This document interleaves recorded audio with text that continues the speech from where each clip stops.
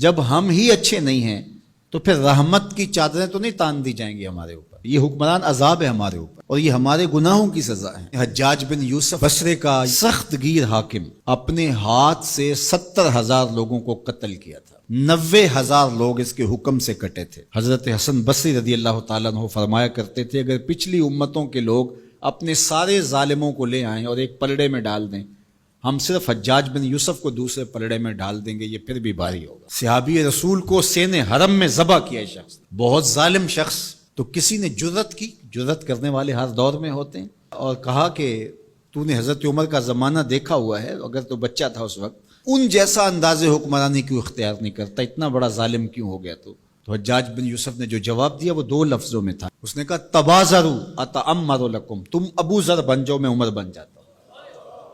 جب عوام اچھی نہیں ہوگی تو پھر یہی اوپر ہوگا. جب میں کہتا ہوں الہی میرے احوال دیکھ، حکم ہوتا ہے اپنا نامہ اعمال دیکھ. اور ایک روایت میں ہے اعمالکم امالکم، تمہارے اعمال ہی تمہارے امال ہیں، جس طرح کے عمل ہوں گے اس طرح تمہارے اوپر مسلط کر دیے جائیں گے. بندہ سمجھتا ہے کہ یہ آ جائے گا تو شاید یہ اچھا ہوگا، یہ آ جائے گا تو شاید یہ اچھا ہوگا. ایسے کافی دیر پہلے ایک حکومت گئی، پھر اس کی بعد دوسری آئی، تو وہ کوئی صحافی تھے تو مجھے کہنے لگے کہ آپ کیا اس پر کہتے ہیں؟ تو میں نے کہا کہ ہم نے پھولوں کی آرزو کی تھی، آنکھوں میں موتیا اتر آیا. تو یہی ہوتا ہے، جب تک ہم خود اپنے آپ کو صحیح نہیں کرنا چاہیں گے اتنی دیر تک کچھ بھی نہیں ہوگا. اور دوسری طرف یہ جو نظام ہے اس وقت ہمارے اوپر مسلط، ہم با دل نخواستہ قبول کیے ہوئے ہیں، اور یہ مشق تھی کہ چلو اس کے ذریعے سے کوئی بہتری کا راستہ نکلے، لیکن 70 سال سے وہ کولو کے بیل کی طرح وہی مشق ہو رہی ہے. سیاستدانوں کو تو یہ مسئلہ ہے کہ جمہوریت بڑی مقدس ہوتی ہے، ہمیں تو کوئی مسئلہ نہیں ہے کہ ہم اس کے قصیدے پڑھتے پھریں. جمہوریت ہے کیا؟ اقبال نے کہا تھا کہ یہ راز ایک مرد فرنگی نے کیا فاش، ہر چند کے دانا اسے کھولا نہیں کرتے. جمہوریت ایک طرز حکومت ہے جس میں بندوں کو گنا کرتے ہیں، تولا نہیں کرتے. چاہے ایک طرف 100 گدھے ہو جائیں اور دوسری طرف جو ہیں وہ سمجھدار ترین علماء ایک طرف ہوں تو وہ گدھوں کی بات مانی جائے گی. جمہوریت تو یہی ہے نا. اور ہم صرف ملک کے معاملات کے اندر جمہوریت کی رٹ لگاتے ہیں، باقی معاملات کے اندر ہم نے کبھی جمہوریت نہیں دیکھی. جب بیٹے کا رشتہ کرنے لگتے ہیں تو گھر کے افراد کو بلا کے، رشتہ داروں کو بلا کے ووٹنگ کرواتے ہیں، یا صرف گھر کے 5-4 وہی جو صاحب رائے لوگ ہوتے ہیں وہی بیٹھ کے فیصلہ کرتے ہیں. میں اپنے اس ادارے کے اندر جو فیصلہ کرتا ہوں ووٹنگ تو نہیں کرواتا. آپ اپنی فیکٹری کے اندر جو فیصلے کر رہے ہوتے ہیں تو وہاں ووٹنگ تو نہیں کروا رہے ہوتے لوگوں کو. آپ جو بھی معاملات زندگی کے چلا رہے ہیں، رشتے کرتے ہیں بچوں کے، فیصلے کرتے ہیں، کوئی چیز خریدنی ہے، کوئی چیز بیچنی ہے، اس شعبے کے ماہرین کو بلا کے رائے لیتے ہیں،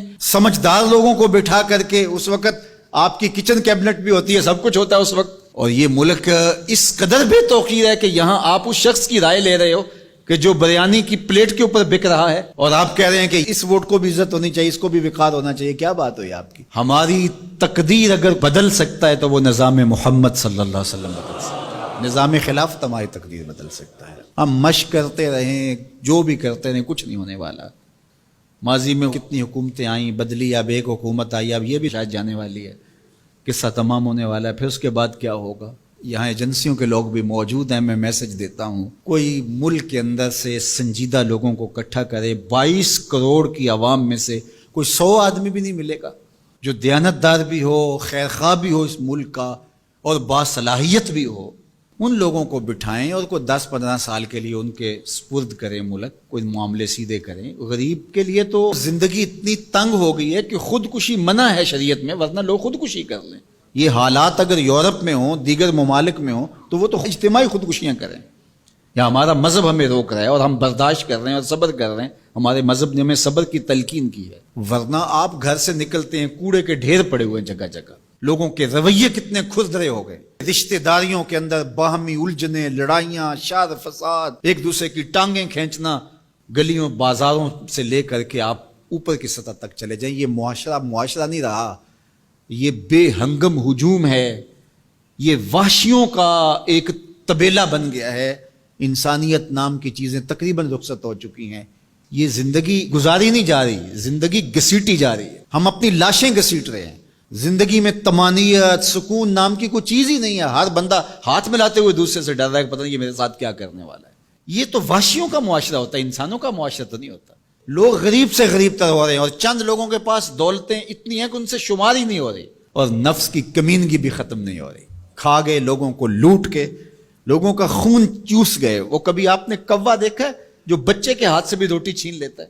یہ ہمارے جو بچے ابھی پیدا ہونے والے ہیں ان سے بھی روٹی چھین چکے ہیں, اور آگے ان کی نسلیں ہماری آنے والی نسلوں کی روٹی چھیننے کی تیاریاں کر رہی ہیں. تو ہمیں اپنے آپ کو صحیح کرنا ہوگا, اور میں مشورہ دیتا ہوں میری یہ باتیں ضرور پہنچائیں کہ خدا را رحم کیجئے. جو اپنے بند کمروں میں بیٹھے انہیں نہیں پتا کہ لوگ کس طرح سسک سسک کے زندگی گزار رہے ہیں, کیا اذیت ناک زندگی ہے لوگوں کی. تو اس لیے خدا را اس ملک پر رحم کھائیں. جن کے پاس قوت نافذہ ہے وہ ضرور اس کو استعمال کریں, اور کوئی ایسا فیصلہ کیجئے کہ جو یہ پج مردہ معاشرہ پھر سے جی اٹھے, اور وہ ایک ہی راستہ ہے, اور وہ راستہ میرے حضور کا دیا ہوا راستہ ہے.